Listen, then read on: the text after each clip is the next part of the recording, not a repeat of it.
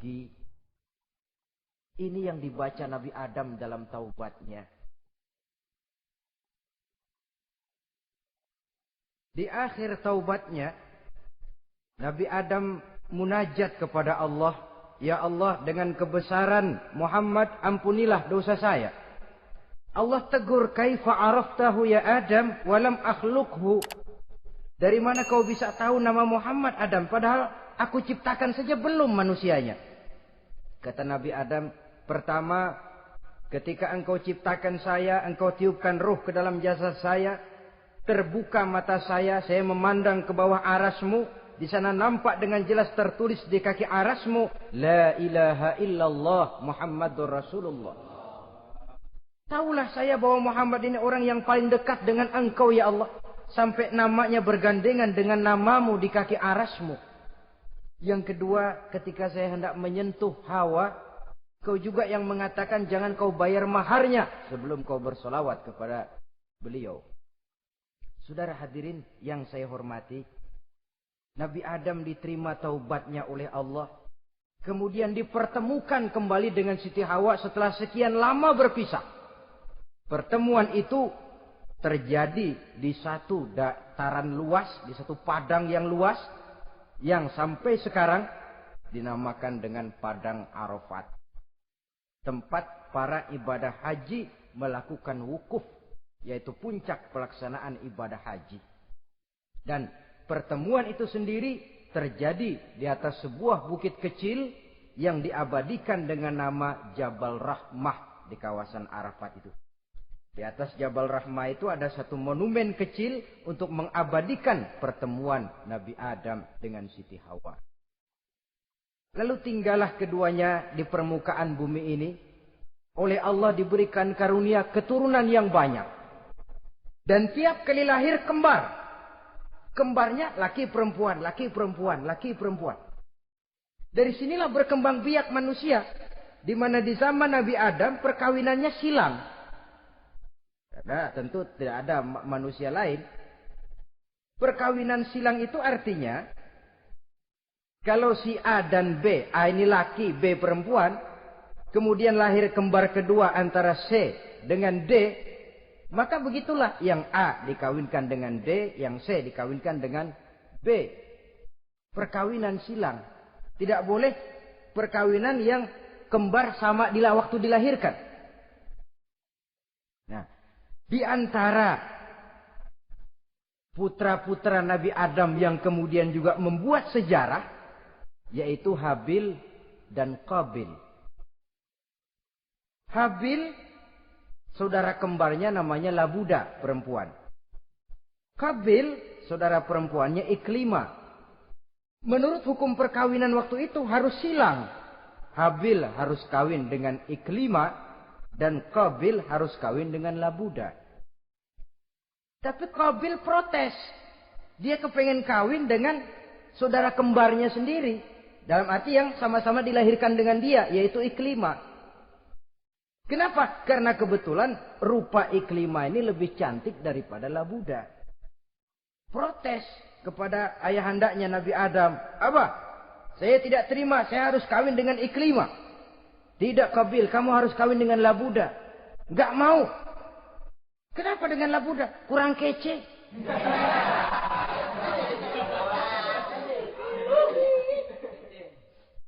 Bertengkar, Nabi Adam tidak berhasil menyelesaikan. Lalu diserahkan saja kepada Allah. Kata Allah begini saja. Bikin korban. Kamu berdua, Habil, Qabil. Siapa yang korbannya aku terima, dia boleh kawin sama Iklimah. Ternyata korban yang diterima adalah korbannya Habil. Jadilah Habil kawin dengan Iklimah. Tapi Qabil tidak puas. Dendam kesumatnya timbul, iblis ngilikin. Resek. Akhirnya dibunuh saudaranya Habil ini. Inilah sejarah pembunuhan pertama dalam kehidupan manusia. Qabil membunuh Habil. Habis dibunuh bingung. Bagaimana naruhnya ini mayat? Allah lalu memberikan petunjuk. Dalam Al-Ma'idah ayat 31 itu dijelaskan. Ada burung gagak berantem sama burung. Yang satu mati. Nah, oleh yang masih hidup, tanah ini dicakar-cakar sama kakinya dan sama paruhnya. Sehingga berbentuk lubang, bangkai saudaranya itu dimasukin ke lubang itu, lalu diuruk lagi pakai tanah. Oleh cakar kakinya dan paruhnya itu. Sehingga Qabil, cara ini bisa. Itulah sejarah penguburan pertama dalam perkembangan manusia. Oleh karena itu, Nabi memberikan penjelasan, man sanna sunnatan hasanatan falahu ajruha wa ajru man amila biha wa fi riwayatin wa ajru man tabi'aha. Siapa orang yang melakukan satu kebajikan, dia akan mendapat pahala dan pahala dari orang-orang yang mengikuti kebaikannya. Misalnya saudara membentuk pengajian. Ramai pengajian saudara. 1000 orang yang datang ngaji, 1000 orang saudara dapat pahala. Sponsor kebaikan. Sebaliknya, wa man sanna sunnatan sayyi'atan falahu ismuha wa ismu man amila biha, ay wa ismu man tabi'aha. Siapa yang memulai suatu kejahatan, dia akan mendapat dosa dan dosa dari orang-orang yang melakukan atau mengikuti kejahatannya. Umpamanya, saudara mengadakan pesta. Lalu dalam pesta itu terjadi segala macam maksiat. Maka seluruh maksiat yang terjadi malam itu di tempat itu, saudara ikut dapat dosanya. Kenapa? Sponsor. Tiap kali ada pembunuhan, Qabil dapat andil dosa.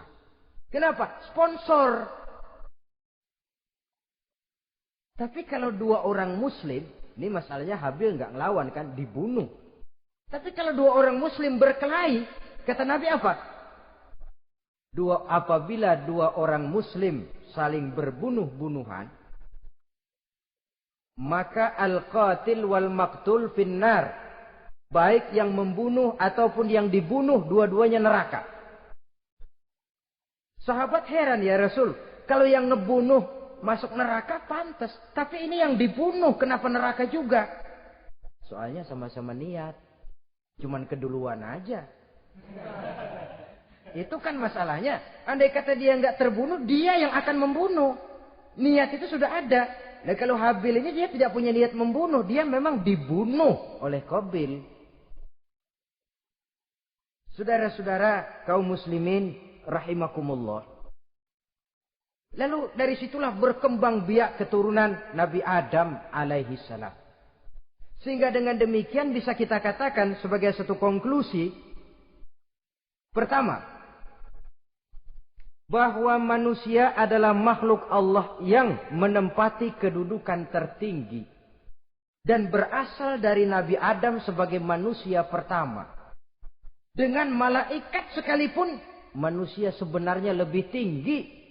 Kapan? Kalau dia tetap benar-benar sebagai hamba Allah. Yang membekali diri dengan ilmu pengetahuan. Laqad khalaqnal insana fi ahsani taqwim. Kami ciptakan manusia dalam bentuk yang paling baik. Dan ketinggian manusia itu tidak ditentukan oleh bahan-bahan dari mana manusia diciptakan. Tapi ditentukan oleh adanya roh yang ditiupkan ke dalam jasadnya. Dan kemampuan yang ditimbulkan oleh nilai-nilai rohaniah tadi. Kalau secara biologis kita ini semua bahannya sama. Dari saripati mak tanah yang menghasilkan buah yang dimakan oleh mak bapak kita. Membentuk hormon, menghasilkan sperma. Terjadi kerjasama yang baik antara ibu dan bapak. Sehingga kemudian melahirkan kita ke alam dunia ini. Secara biologis bahan kita sama. Dan tidak itu yang menentukan ketinggian manusia. Walaupun keturunan juga mempengaruhi. Sebab sekarang ada istilah ramai orang bicara bayi tabung. Dan majelis ulama sudah memberikan fatwa kalau spermanya itu berasal dari sang bapak, tidak jadi masalah. Tapi kalau dari orang lain, haram. Yang lebih celaka lagi di negara maju, tidak lewat proses alam rahim. Jadi dalam satu tabung yang diberikan suhu yang mirip dalam kandungan, Di situ dipertemukan antara sperma, air mani laki-laki, dengan ovum, air mani perempuan. Diberikan suhu yang mirip dalam kandungan. Dan itu diharapkan bisa menghasilkan manusia. Lewat tabung kaca itu. Saya tidak sanggup bayangkan kalau sekarang orang tanya asal-usul kita, kan kita masih enak jawab. Kamu anak siapa? Oh, bapak saya Fulan, ibu saya Fulana. Oh, kenal saya. Tapi manusia yang akan datang kalau proyek ini berhasil. Bapakmu siapa? Enggak tahu, saya dulu keluar dari tabung, Pak. Rendah betul martabat manusia. Sama saja dengan ada perempuan pernah protes, Pak, Islam itu enggak adil katanya. Kenapa? Masa dalam Islam laki-laki boleh kawin lebih dari satu, tapi perempuan enggak boleh kawin lebih dari satu. Supaya sama-sama adil, boleh dong perempuan punya laki lebih dari satu. Saya bilang, justru disitulah Islam itu hendak menjaga martabat manusia. Kalau seorang suami punya istri empat-empatnya lalu hamil, bapaknya jelas. Tapi kalau perempuan satu punya suami 4 lalu hamil, bapaknya yang mana ya?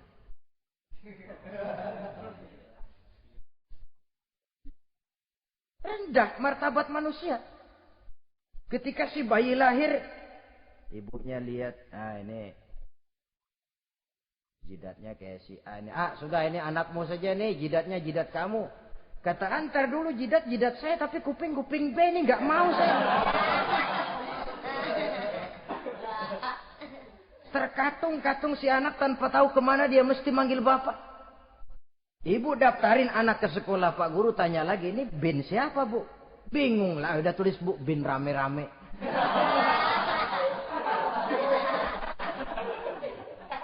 Kan rusak martabat manusia kalau sudah begitu.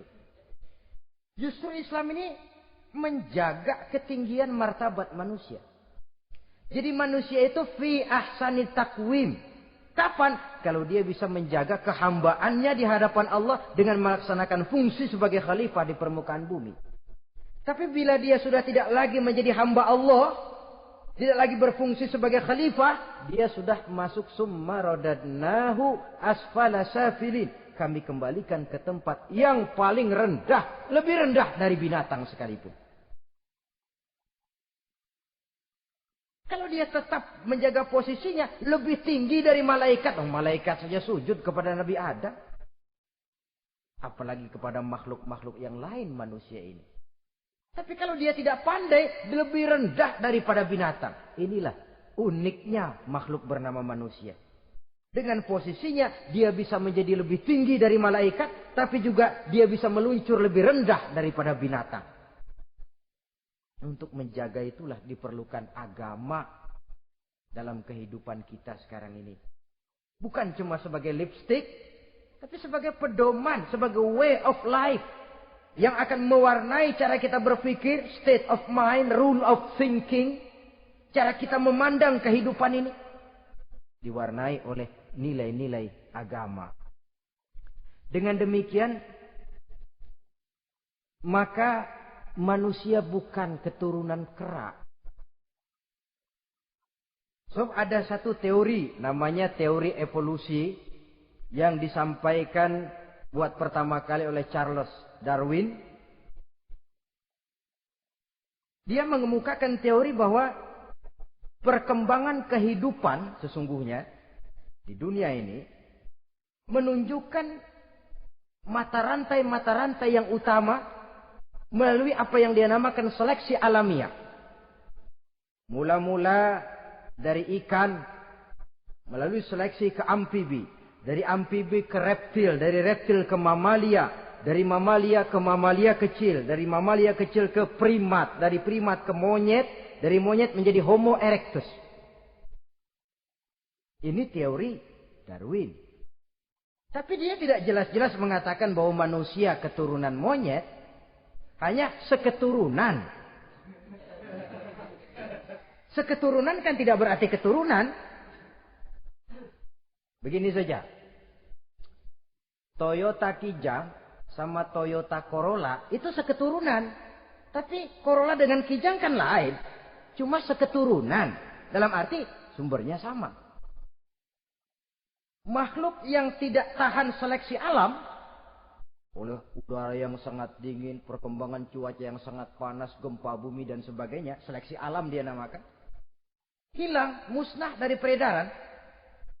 Seperti ada binatang raksasa itu, dinosaurus, sekarang kan cuma tinggal dongeng saja, tinggal nama atau kerangka. Itu oleh seleksi alam dia nggak lulus, hilang.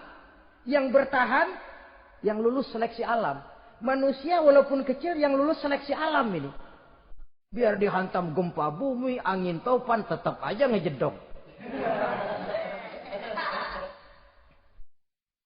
Nah, teori Darwin ini, teori evolusi ini didukung dan dibuktikan oleh peninggalan fosil atau binatang dan tumbuhan yang hidup dan mati selama perkembangannya.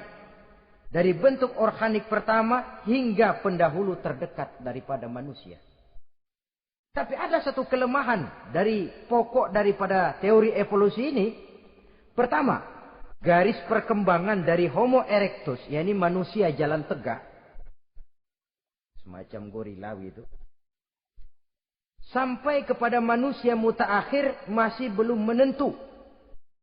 Artinya, okelah, kalau manusia seketurunan dengan kera, batas antara manusia yang wujud sekarang dengan manusia purba itu apa? Yang menjadi penghubung. Monyet tidak mungkin. Ini dianggap mata rantai yang hilang. Missing link namanya dalam istilah ilmiahnya. Dan ini masih dicari sampai sekarang. Kalau pendahulu terdekat manusia mutaakhir ini manusia purba, katakan Homo erectus, manusia jalan tegak. Lalu generasi sudah itu sebelum berbentuk manusia apa? Ternyata sampai sekarang masih ada missing link, mata rantai yang hilang. Lalu yang kedua, teori evolusi berhenti kepada manusia mutaakhir. Kalau memang kita manusia sekarang ini hasil evolusi, tentu kita akan terus berevolusi lagi. Dan akan jadi apa kita nanti? Ternyata sudah ribuan tahun manusia tetap manusia begini-begini aja. Tidak berevolusi kita ini. Apa lalu matanya jadi cuma satu di tengah? Hasil evolusi? Kan tidak. Tidak berevolusi. Jadi kembali kepada Quran, manusia pertama adalah Nabi Adam. Dan manusia-manusia berikutnya keturunan daripada Nabi Adam. Dan bukan hasil evolusi daripada monyet. Juga tidak akan berevolusi kemana-mana. Kalau demikian benarkah teori evolusi? Untuk mengatakan mutlak benar, bukan wewenang kita. Untuk mengatakan salah total, juga kebenaran ilmu adalah relatif sebagai relatifnya daya pikir manusia. Di samping dia harus membuktikan kebenarannya, maka kebenaran ilmiah adalah kebenaran yang relatif dan temporer. Contoh kecil saja.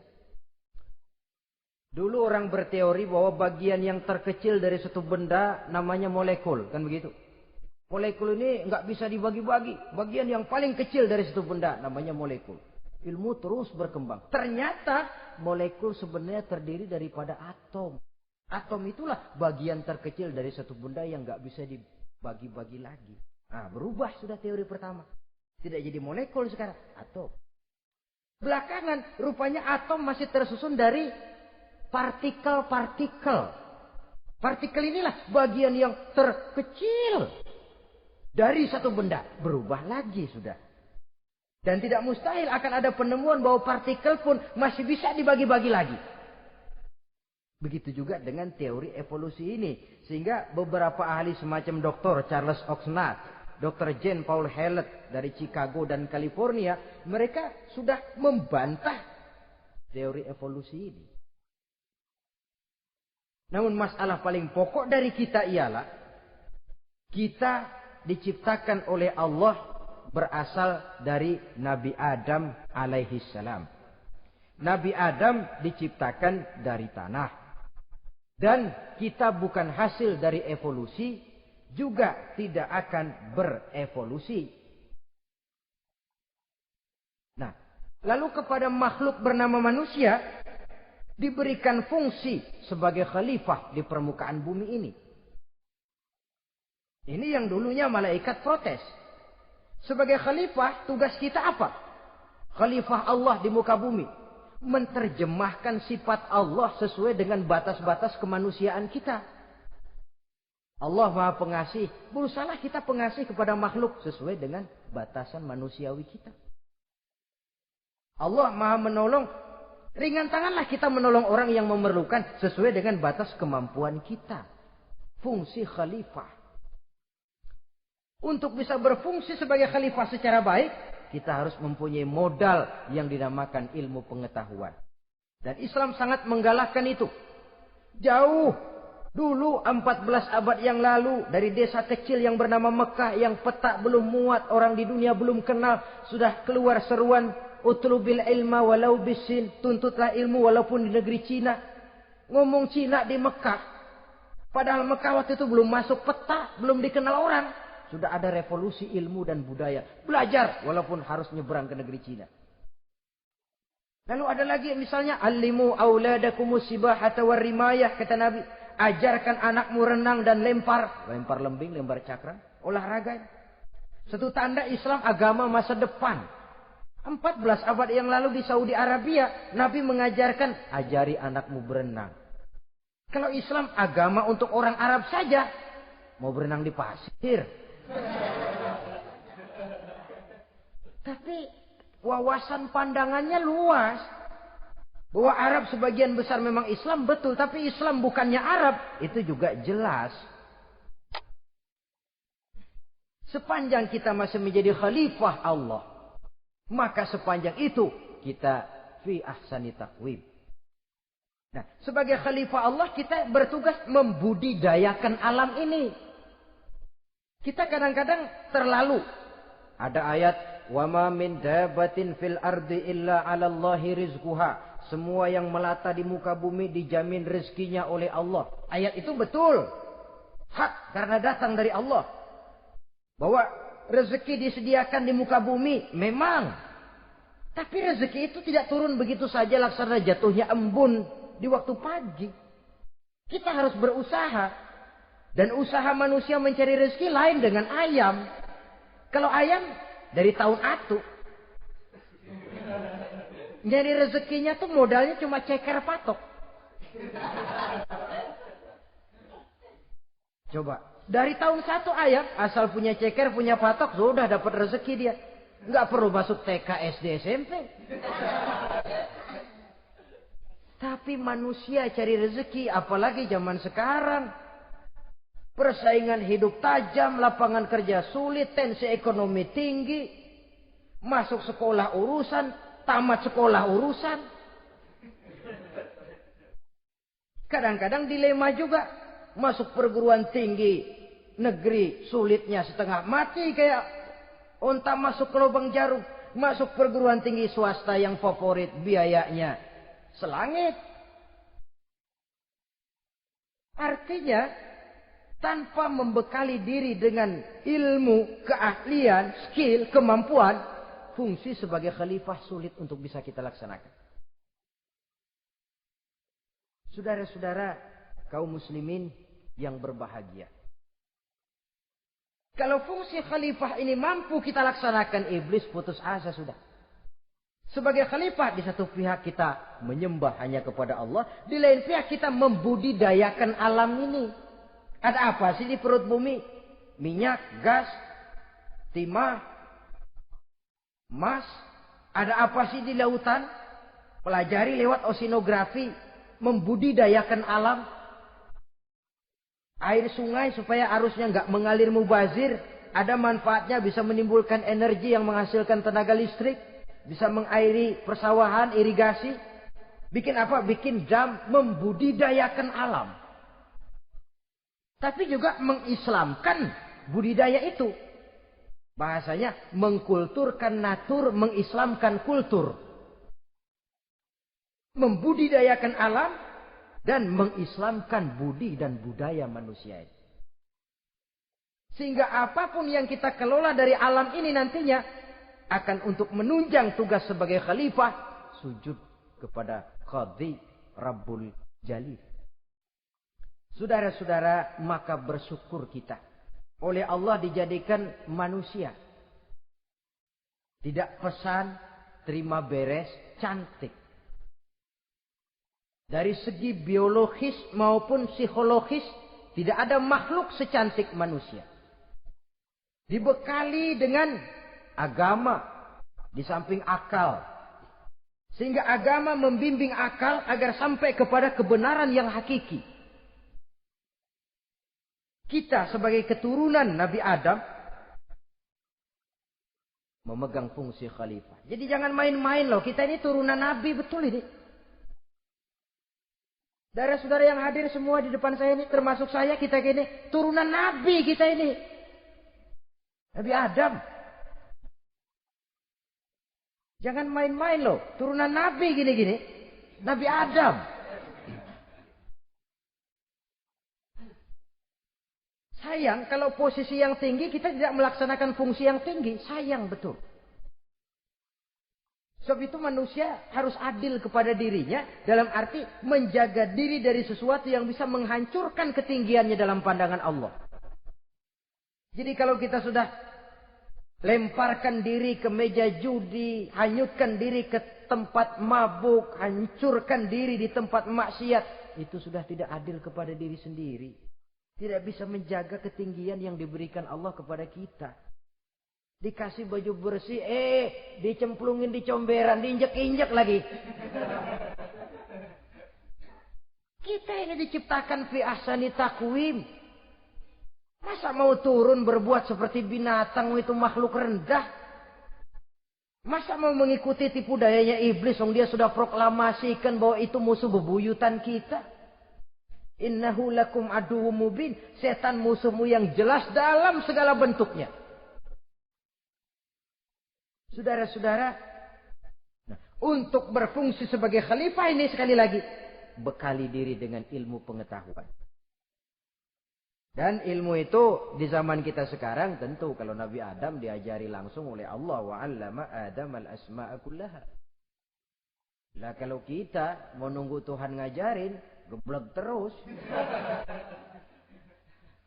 Ya tidak mustahil Allah memberikan ilmu yang disebut ilmu laduni ya. Transfer.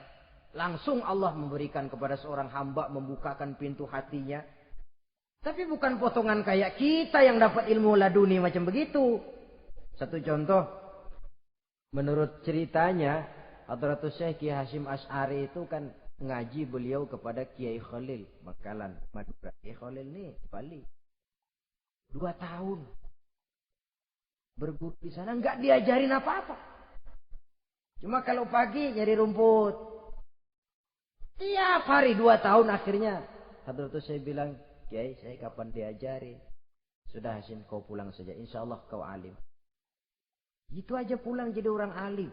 Ya di samping terus beliau belajar ke Mekah. Kita harus melalui proses belajar ini untuk menunjang tugas kekhalifahan kita sebagai hamba Allah dan sebagai khalifah Allah di permukaan bumi. Sehingga 2 tugas ini bisa kita laksanakan dengan sebaik-baiknya, menjaga martabat manusia sebagai makhluk yang mulia dan keturunan dari Nabi Adam alaihissalam. Saudara-saudara, ini sajalah pembicaraan kita kali ini. Terima kasih banyak atas segala perhatian. Mohon maaf atas segala kekurangan. Usikum wa nafsi bitaqwallah. Aqulu qauli hadza. Wassalamu alaikum warahmatullahi wabarakatuh.